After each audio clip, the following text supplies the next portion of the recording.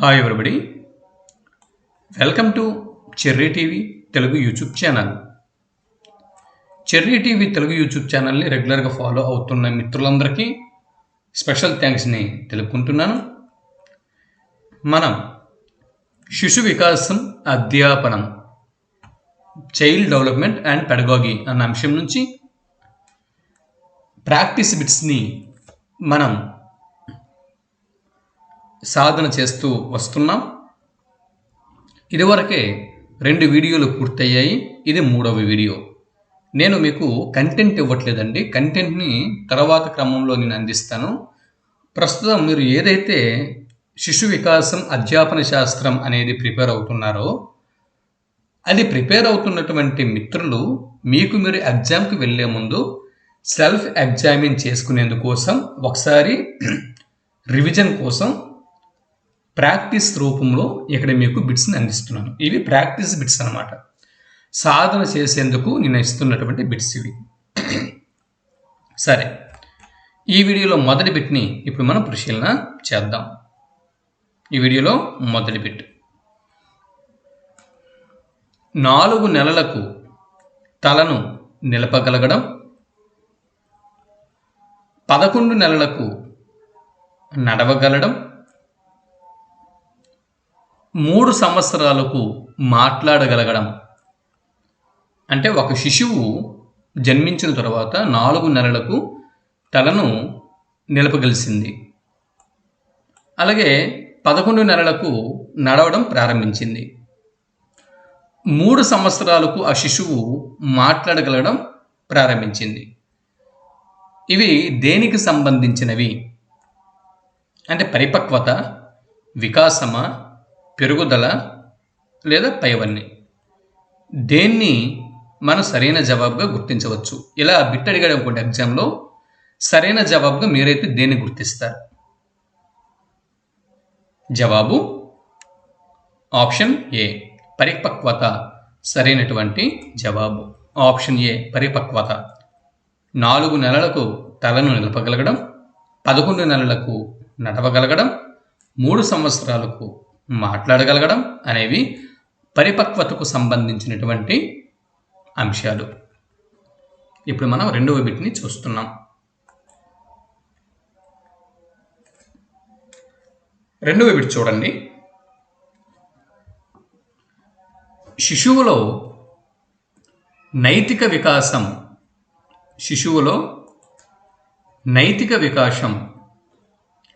శైశవ దశలో చాలా తక్కువగాను. నైతిక వికాసం అనేది శైశవ దశలో చాలా తక్కువగాను, శైశవ దశ తరువాత పూర్వ బాల్య దశలో తక్కువగాను, పూర్వ బాల్య దశ తర్వాత ఉత్తర బాల్య దశ, ఈ దశలో ఎక్కువగాను, దీని తర్వాత దశ కౌమార దశ, ఈ కౌమార దశలో చాలా ఎక్కువగాను ఉంటుంది. ఇది ఏ రకమైన వికాస నియమమును సూచిస్తుంది? ప్రశ్న మరోసారి. శిశువులో నైతిక వికాసం శైశవ దశలో చాలా తక్కువగా ఉంటుంది, శైశవ దశ తర్వాత దశ పూర్వ బాల్య దశలో తక్కువగా ఉంటుంది. చాలా తక్కువ. తర్వాత పూర్వ బాల్య దశ తర్వాత దశ ఉత్తర బాల్య దశ, ఈ దశలో ఎక్కువగాను, ఉత్తర బాల్య దశ తర్వాత దశ కౌమార దశ, ఈ దశలో చాలా ఎక్కువగాను నైతిక వికాసం అనేది ఉంటుంది. ఇది ఏ రకమైన వికాస నియమము అన్నది ప్రశ్న. ఆప్షన్ ఏ, సమీప దూరస్థ వికాసము. ఆప్షన్ బి, వికాసం అవిచ్ఛిన్నమైనది. వికాసం అన్ని దశల్లో ఒకేలా జరగదు. వికాసం క్రమానుగతమైనది. ఇలా ఆప్షన్లు అనేవి ఇచ్చారు. సో మీరైతే ఏ ఆప్షన్ని సరైన జవాబుగా గుర్తిస్తారు? ఒకవేళ ఏదైనా ఎగ్జామ్లో బిట్టులా అడిగితే సరైన జవాబుగా దేన్ని మీరు గుర్తిస్తారు? జవాబు ఆప్షన్ సి, వికాసం. జవాబు అనేది ఆప్షన్ సి అండి. వికాసం అన్ని దశల్లో ఒకేలా జరగదు. వికాసము అనేది అన్ని దశలలో ఒకే విధంగా జరగదు. ఆప్షన్ సి సరైనటువంటి జవాబు. ఇప్పుడు మూడవ ప్రశ్నని చూద్దాం. మూడవ ప్రశ్న, శిశువుకు మొదట దగ్గర భాగాలపై పట్టు అనేది వస్తుంది, తర్వాత దూరంగా ఉండే భాగాలపై పట్టు అనేది వస్తుంది. మొదట దగ్గరగా ఉండే భాగాలపై పట్టు వస్తుంది, తర్వాత దూరంగా ఉండే భాగాలపై పట్టు వస్తుంది. అయితే ఇది ఏ సూత్రానికి చెందుతుంది? ఇటువంటి పరిస్థితి ఏ సూత్రానికి చెందుతుంది?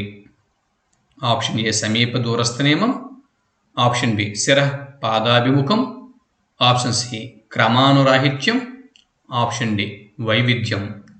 వీటిలో సరైన జవాబుని గుర్తించండి. ఎలా ప్రశ్న అడిగితే సరైన జవాబు దేన్ని గుర్తిస్తారు? ఇలా ప్రశ్న వచ్చింది అనుకుందాం ఎగ్జామ్లో, సరైన జవాబు దేన్ని మీరు గుర్తిస్తారు? జవాబు ఆప్షన్ ఏ సమీప దూరస్థ నియమం సరైనటువంటి జవాబు. సమీప దూరస్థ నియమం అనేది సరైన జవాబు. ఇప్పుడు నాలుగవ ప్రశ్నని చూద్దాం.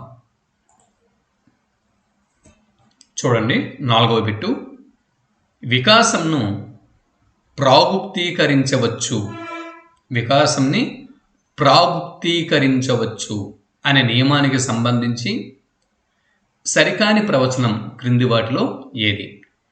అంటే వికాసాన్ని ప్రాగుప్తీకరించవచ్చు అన్న నియమానికి విరుద్ధంగా ఉన్నటువంటి ప్రవచనం క్రింది వాటిలో ఏది? గుర్తించండి.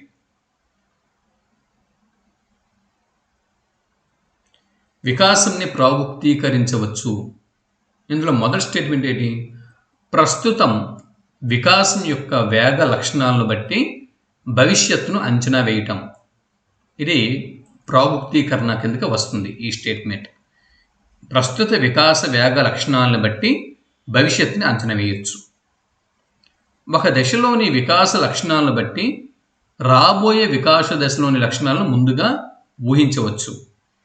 ఇది వికాసం ప్రాగుప్తీకరణకు సంబంధించిన స్టేట్మెంటే. శిశువు ప్రస్తుతం ఆధారంగా అతడు ఎంత వృద్ధి చెందుతాడో అంచనా వేయొచ్చు. ఇది కూడా వికాసం ప్రాగుప్తీకరణకు చెందినటువంటి అంశం.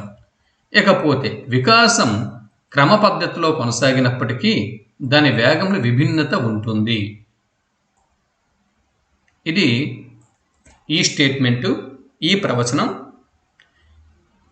సరికానిది. ఆప్షన్ డి ఇక్కడ ఆన్సర్.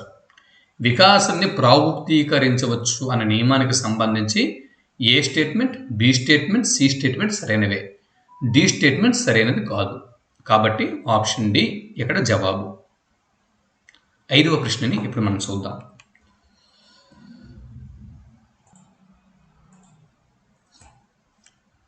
వికాసం క్రమానుగతమైనది అనే నియమమునకు సంబంధించి సరికాని స్టేట్మెంట్ క్రింది వాటిలో ఏది? గుర్తించండి. వికాసం అనేది క్రమానుగతమైనది, వికాసము క్రమానుగతమైనది, ఈ నియమంకు విరుద్ధంగా ఉన్నది క్రింది వాటిలో ఏది? గుర్తించండి.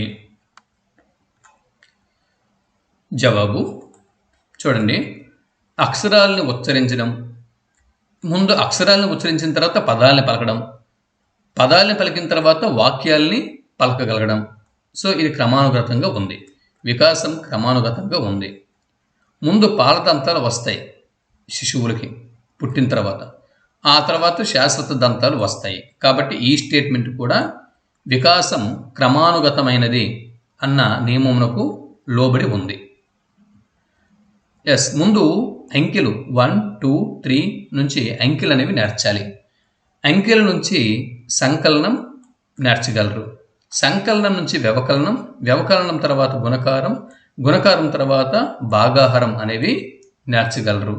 కాబట్టి సి స్టేట్మెంట్ కూడా వికాసం క్రమానుగతమైనది అన్న అంశంకి, ఈ నియమంకి లోబడి ఉంది. సో ఇక్కడ ఆప్షన్ బి ఇది తప్పు, ఇది రాంగ్ ఆన్సర్. ఎందు గురించి అంటే భాషా వికాస నియమాలు LSRW, అవునా?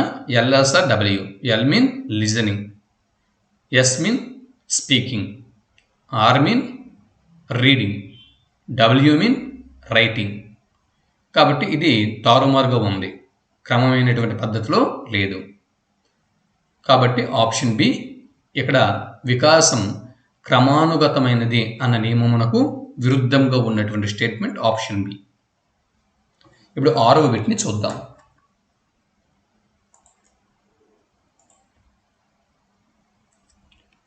అనువంశికతకు సంబంధించి సరికానిది ఏది గుర్తించండి. అనువంశికతకు సంబంధించి సరికానిది. జన్మతః సంక్రమించే లక్షణాలు. జన్మతః సంక్రమించే లక్షణాలని అనువంశికత అని చెప్పి అంటారు. అలాగే శిశువు పైన అన్నిటికంటే ముందుగా దీని ప్రభావం అనేది ఉంటుంది. ఎస్, శిశువుపై అన్నిటికంటే ముందుగా ప్రభావిత కారకం అనువంశికత. పిల్లలు పూర్వీకుల పోలికలు కలిగి ఉండటం. పిల్లలు పూర్వీకుల యొక్క పోలికలు జీన్స్ బట్టి వారికి వస్తాయి. వారి వారి పూర్వీకుల జీన్స్ని బట్టి వీరు పూర్వీకుల యొక్క పోలికల్ని కలిగి ఉంటారు. కాబట్టి ఇక్కడ కూడా అనువంశికత ఇక్కడ ఉంది, అనువంశికతో సంబంధం అనేది ఉంది. ఇకపోతే ఆప్షన్ సి, జన్యువు పైన క్రోమోజోములు అమరి ఉంటాయి అనేది ఇక్కడ అనువంశికతకు సంబంధించి సరికానటువంటి స్టేట్మెంట్. సి స్టేట్మెంట్ సరికాదు ఇక్కడ. 6వ బిట్టు ఇది జవాబు సి. మిగిలినవన్నీ కూడా అనువంశికతకు సంబంధించినటువంటి అంశాలు. 7వ బిట్ని చూద్దాం ఇప్పుడు. క్రింది వారిలో అనువంశికవాది కానివారు ఎవరు? క్రింది వారిలో అనువంశికవాది కానివారు ఎవరు గుర్తించండి. ప్రశ్నల్ని జాగ్రత్తగా గమనించండి. ప్రశ్న అర్థం చేసుకోవడంలోనే చాలా వరకు జవాబు అనేది దాగి ఉంటుంది. క్రింది వారిలో అనువంశికవాది కానివారు. జవాబు ఆప్షన్ డి, స్కోడాక్. ఇతడు అనువంశికవాది కాదు. మెండల్, విన్షప్, ఆల్పోర్ట్ పై ముగ్గురు కూడా అనువంశికవాదులు. ఇప్పుడు 8వ బిట్ని చూద్దాం. Bit number 8. కౌమార దశలో మానసిక వికాసానికి సంబంధించి కౌమార దశలో మానసిక వికాసం దీనికి సంబంధించి సరైన స్టేట్మెంట్ క్రింది వాటిలో ఏది గుర్తించండి. కౌమార దశకు సంబంధించి మానసిక వికాసం ఎలా ఉంటుంది? జవాబు ఆప్షన్ సి, సందిగ్ధ వయస్సు. కౌమార దశ అంటే సందిగ్ధ వయస్సు. ఏది తప్పు ఏది రైటో తేల్చుకోలేనటువంటి వయస్సు, సందిగ్ధంగా ఉండేటటువంటి వయస్సు కౌమారం, టీనేజ్ వయస్సు. అది అంటే అన్నిటికంటే ఇప్పుడు కొన్ని 2-3 సరైనవి ఉన్నప్పటికీ ఆ సరైన వాటిలో అన్నిటికంటే సరైనది ఎప్పుడైనా మనం జవాబు గుర్తించాల్సి ఉంటుంది. కౌమార దశ అనేది సందిగ్ధ వయస్సు. ఆప్షన్ సి సరైనది. సో 9వ బిట్ని ఇప్పుడు మనం చూద్దాం. సాంఘిక వికాసానికి సంబంధించి సరికానిది క్రింది వాటిలో ఏది గుర్తించండి. సాంఘిక వికాసానికి సంబంధించినది సరికానిది. జవాబు ఆప్షన్ సి, శైశవ దశలో సంసర్గ క్రీడ అనేది ఆడటం అనేది ఇది సాంఘిక వికాసానికి సంబంధించి సరైనది కాదు. మిగిలినవన్నీ కూడా సాంఘిక వికాసమే. సాంఘిక క్రీడ ఇది సాంఘిక వికాసం. పాత్ర గుర్తింపు, సంఘంలో తనకంటూ ఒక గుర్తింపుని కోరుకోవటం కౌమార దశలో, అవునా, ఇది సాంఘిక వికాసం.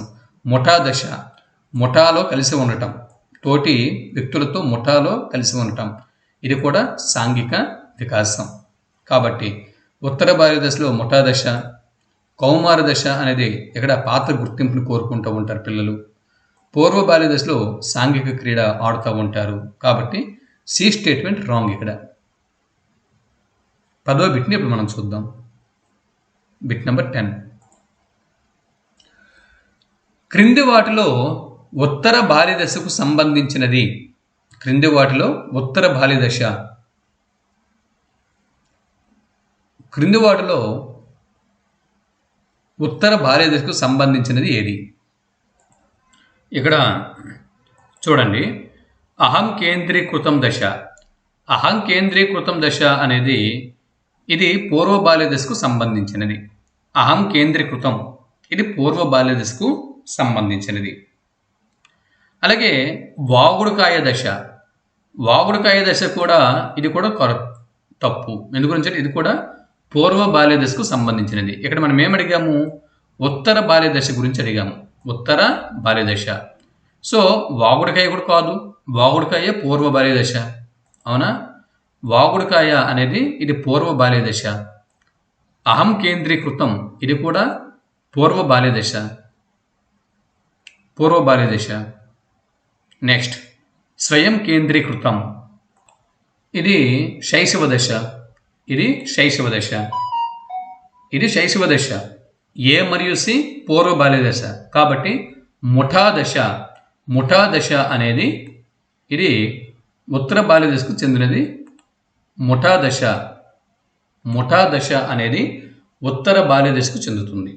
ముఠా దశ, ఉత్తర బాల్యదశ, ముఠా దశ. 10 బిట్లు పూర్తయ్యాయి. ఇప్పుడు 11వ బిట్ని చూద్దాం. Bit number 11.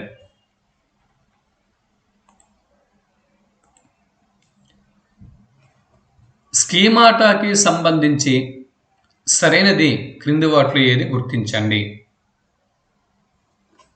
స్కీమాటాకి సంబంధించి క్రింది వాటిలో సరైనది ఏది గుర్తించండి.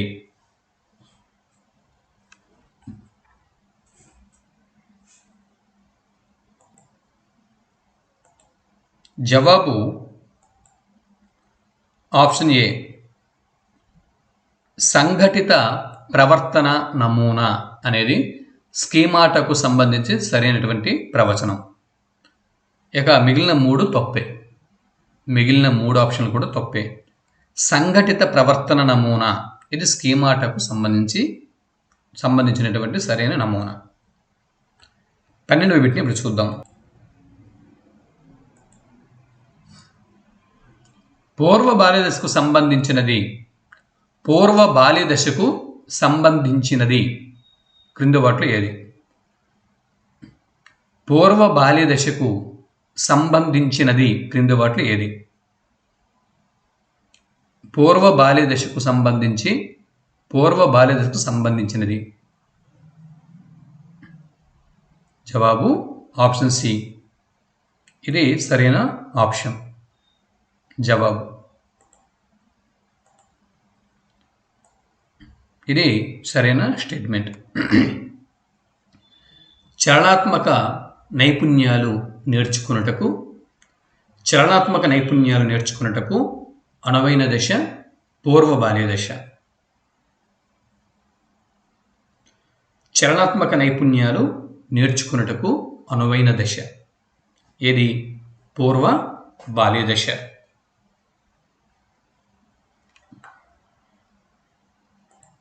మిగిలిన చూస్తే చూడండి, భాష సాంఘిక జీవితానికి ముఖ్య సాధనంగా భావించే దశ ఉత్తర బాల్యదశ. భాష సాంఘిక జీవితానికి ముఖ్య సాధనం అని భావించే దశ ఉత్తర బాల్యదశ. ఇకపోతే తర్వాత వయోజనుడిలో కనిపించే దశ ఉత్తర బాల్యదశ.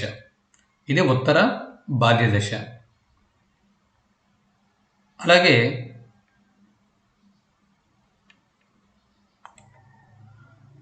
చలనాత్మక నైపుణ్యాలు నేర్చుకునేటప్పుడు అనువైన దశ పూర్వ బాల్యదశ. 13వ బిట్ని ఇప్పుడు మనం చూద్దాం. బిట్ నంబర్ 13 చూడండి.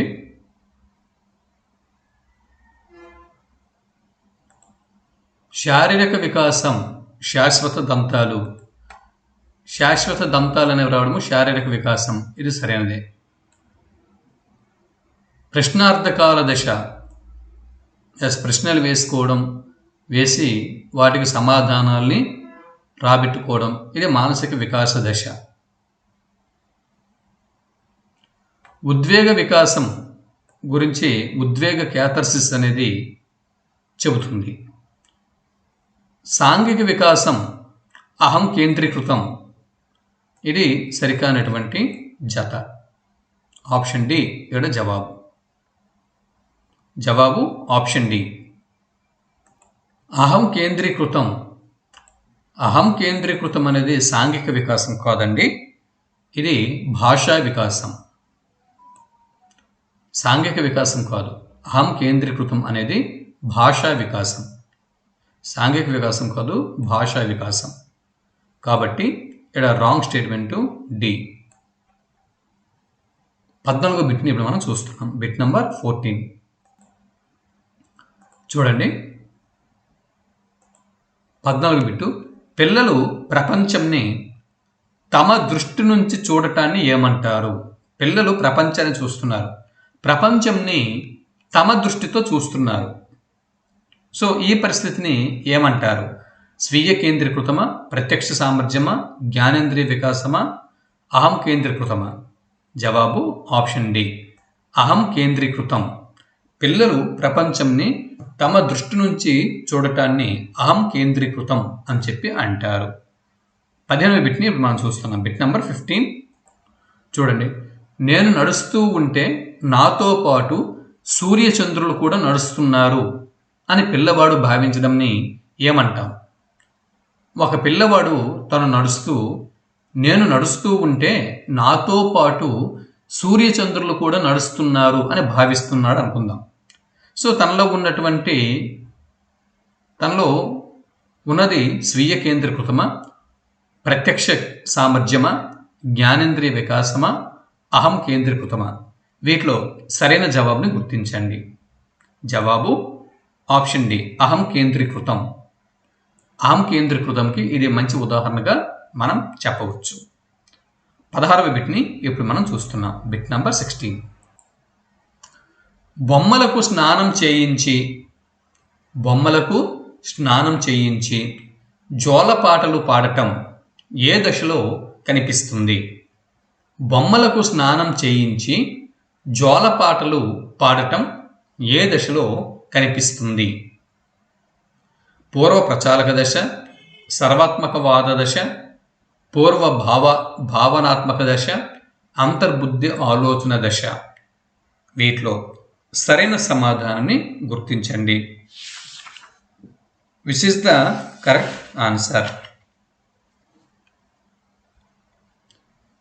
జవాబు ఆప్షన్ బి, సర్వాత్మకవాద దశ. అంటే బొమ్మలకు స్నానం చేయించి జోలపాటలు పాడుతూ, అంటే ఒక స్టూడెంట్ లేదా ఒక శిశువు బొమ్మలకు స్నానం చేయించి జోలపాటలు పాడటం అటువంటివి చేస్తూ ఉంటే తాను సర్వాత్మకవాద దశలో ఉన్నట్టుగా మనం ఇక్కడ నిర్ధారించుకోవాల్సి ఉంటుంది.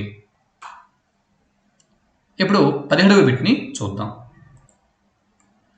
కదిలే వస్తువులన్నింటికీ ప్రాణం ఉంది అని భావించే దశ క్రింది వాటిలో ఏది?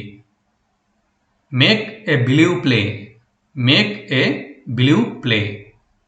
కదిలే వస్తువులన్నిటికీ కూడా ప్రాణం ఉంది. అని భావించే దశ. అంటే ఒక శిశువు ఏ వస్తువు కదులుతున్నా దానికి ప్రాణం ఉందని భావిస్తున్నాడు. ఆ శిశువు ఏ దశలో ఉన్నట్టు? జవాబు ఆప్షన్ బి, తాను సర్వాత్మకవాద దశలో ఉన్నట్టు. శిశువు సర్వాత్మకవాద దశలో ఉన్నట్లు మనం నిర్ధారించుకోవాలి. కదిలే వస్తువులన్నిటికీ కూడా ప్రాణం ఉంది అని శిశువు భావించే దశలో ఉంటే అది సర్వాత్మకవాద దశలో శిశువు ఉన్నట్లు అర్థం. 18వ బిట్ని ఇప్పుడు మనం చూస్తున్నాం. Bit number 18.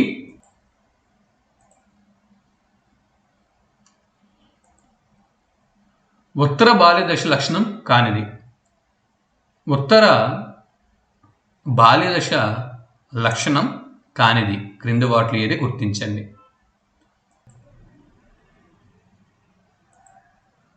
ఉత్తర బాల్యదశ లక్షణం కానిది క్రింది వాటిలో ఏది? జవాబు ఆప్షన్ డి, వ్యక్తి పరిపూర్ణత పొందే దశ. వ్యక్తి పరిపూర్ణత పొందే దశ, ఇది ఉత్తర బాల్య దశ యొక్క లక్షణం కాదు. ఇకపోతే అభ్యాసన సంసిద్ధత, ఇది ఉత్తర బాల్య దశ యొక్క లక్షణం. ముఠా దశ, ఇది కూడా ఉత్తర బాల్య దశ యొక్క లక్షణం. ఉద్వేగ స్థిరత్వం, ఇది కూడా ఉత్తర బాల్య దశ యొక్క లక్షణం. ఉద్వేగ స్థిరత్వం, ఒక శిశువు ఉద్వేగ స్థిరత్వం కలిగి ఉంటే అది ఉత్తర బాల్య దశ అని మనం గమనించాలి. ముఠా దశ ఉత్తర బాల్య దశ లక్షణం. అభ్యసన సంసిద్ధత ఏర్పడటం, ఇది ఉత్తర బాల్య దశ లక్షణం. వ్యక్తి పరిపూర్ణత పొందే దశ, ఇది ఉత్తర బాల్య దశ లక్షణం కాదు.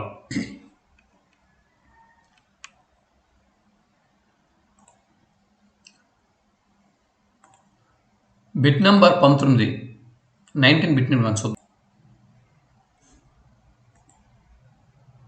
పదిలపరుచుకునే భావన అభివృద్ధి చెందే దశ క్రింది వాటిలో ఏది గుర్తించండి. పదిలపరుచుకునే భావన అభివృద్ధి చెందే దశ, ఆప్షన్ ఏ మూర్త ప్రచాలక దశ సరైనటువంటి జవాబు. పదిలపరుచుకునే భావన, పదిలపరుచుకునేటటువంటి భావన, ఇది అభివృద్ధి చెందే దశ మూర్త ప్రచాలక దశ.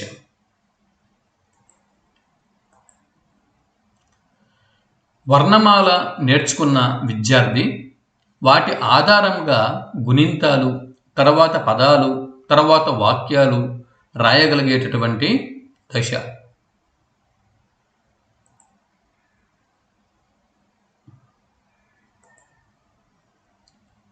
వర్ణమాల నేర్చుకున్నటువంటి విద్యార్థి వాటి ఆధారంగా గుణింతాలు నేర్చుకున్నాడు.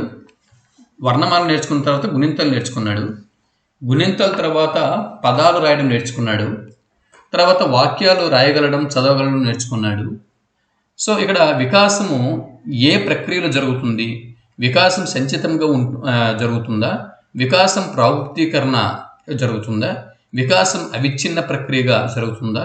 లేదా వికాసంలో వైయక్తిక భేదాలు కనిపిస్తున్నాయా? ఇక్కడ మనకి ఏం కనిపిస్తుంది అంటే జవాబు ఆప్షన్ ఏ, వికాసం సంచితమైనది అన్నటువంటి ఈ ఉదాహరణ ఇక్కడ మనకు కనిపిస్తుంది. వికాసం సంచితమైనది అన్నటువంటి లక్షణం ఇక్కడ ఉంది.